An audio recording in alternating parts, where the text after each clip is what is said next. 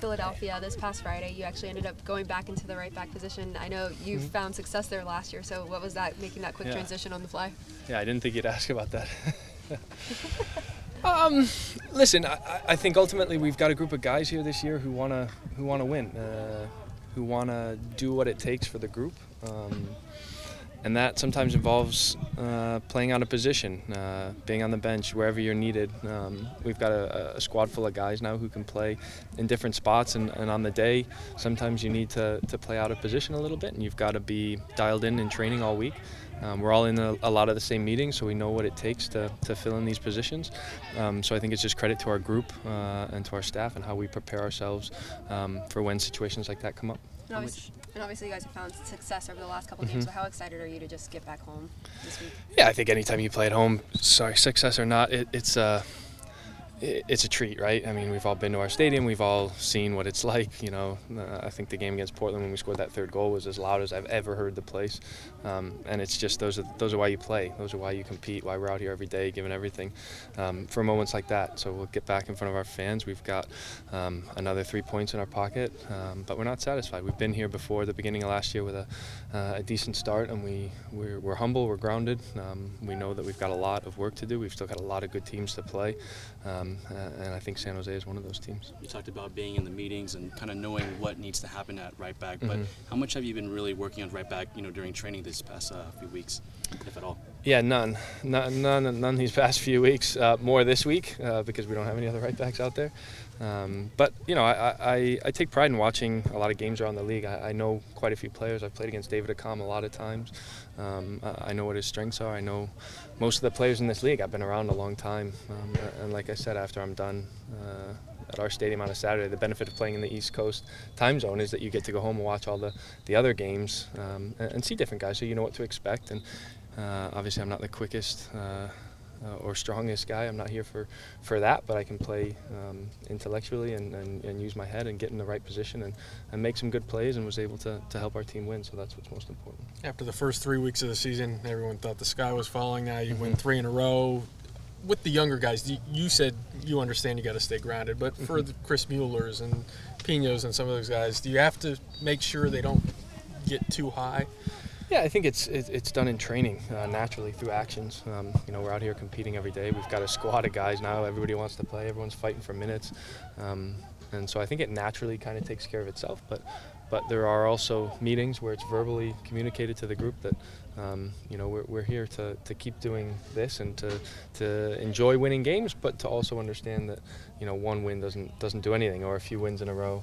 As we saw last year, we learned a hard lesson. So it's important now that we have another opportunity to set the tone with another home game this weekend. You weren't the only one playing out of position. You saw Stefano Pino playing as a left winger.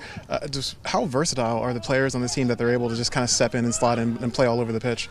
Yeah, we've got, I think it goes back to what we do out here every day, guys mixing and matching spots, mixing and matching teams. And we've only played in the 4-2-3-1 or a 4-1-4-1 for a couple of weeks now. We're still learning the system, and so guys are kind of bringing their own little flair to it, and we're learning. I thought Pino did a good job. We knew what we needed to do against Philadelphia to stay tight and compact and make sure that their fast guys didn't get their outside backs and the wingers didn't get a ton of space, and Pino and Mueller did an excellent job at executing the game plan, and with that comes wins. What do you got to do against San Jose?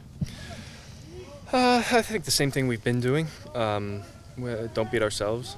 Obviously against Minnesota and New York City, we gave away goals in the back and turnovers that just led to direct goals, and Portland as well. If you turn the ball over in bad spots in the field, you're going to get punished in this league. So we got to keep it tight. We got to stay solid. Joe's got to have another big game. It was good to see him get his first shutout, and we've got to be aggressive. I think when we step forward to things and you know, work hard, get tight to guys, make it hard for people to come into our place and get on the ball, I think that goes a long way the other side of the ball. There's a couple things to look forward to this weekend when you guys are wearing the parlay jerseys. How much do you enjoy that, just for a change and also for what it means? Yeah, it's cool. You know, every year there's something like that, a little different, where you get to experience something unique like that. I think it's amazing that you can turn plastic bottles into jerseys, and they feel really, really nice, as nice as the normal ones that are not made of plastic bottles. I think it's huge for the environment. Hopefully we can teach people and everybody gets on board to understand Earth Day and Earth Month, and that we need to protect the planet, and that there is such thing as global warming, and that it's important for our community and our youth to understand that we're trying to not just wear a cool jersey and everyone can talk about. We're doing it for a reason, and that's because days like this are wonderful, and we want to keep them around for generations. How important is it for athletes to make that type of statement? We do live in a political climate now where people are telling athletes to stop speaking out. Right. How important is it that an athlete comes out and says something about it? Yeah, I think no matter where you're from or what you're about, we've got one planet here. At least that's what I believe. Maybe there's something else out there, but for right now, we've got this one. We got to treat it well, and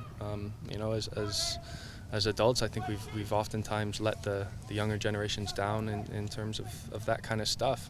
So I think as long as we set the right example and the right tone about recycling and clean energy and all that stuff, I do think it's very important.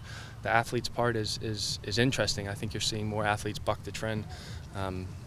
But there's still a long way to go in that arena, and so obviously we're just talking about the environment this weekend, but I don't think any of our guys are going to shy away from that. We're all proud to wear those jerseys and do everything that we can inside our training ground to be green. Another thing to possibly look forward to is Dom's 100th career professional goal. Obviously, you can't speak for him on what that is, but as his teammate and just being in the MLS, how big of an accomplishment is that, and how cool would that be to see this? Yeah, it'd be fun.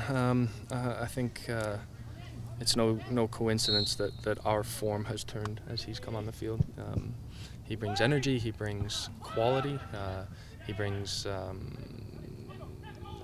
leadership in his own way, starting the pressure in the defense, and so for him, it's a guy who went to a small school, started in the USL. I mean, the story is pretty cool, and so for 100 goals, whenever that one comes, it's a nice opportunity to stop and reflect on what you can do if you put your mind to it and never give up, keep working, no matter if you're in a junior college or USL or whatever. The dream has been proven into a reality, and Dom's a great example. So hopefully we see it this weekend. If not, I'm sure it won't be far behind. 4-2-3-1, 4-1-4-1. That's not 4-4-2 with a diamond midfield. No. What does it take to make those tactical shifts? Well, it's more of a personnel thing in terms of we just didn't have guys. We didn't have a true number 9 that was used to playing in a diamond. We didn't really have a 10 with Sasha being out the first 2 games. So we went with a diamond for a few games, and obviously going down a red card to DC and then giving away goals to Minnesota and going to Yankee Stadium. It wasn't great, but obviously we've moved away from the diamond. But for me, it was more of a personnel, getting the right guys back and finding ways to get your best soccer players on the field.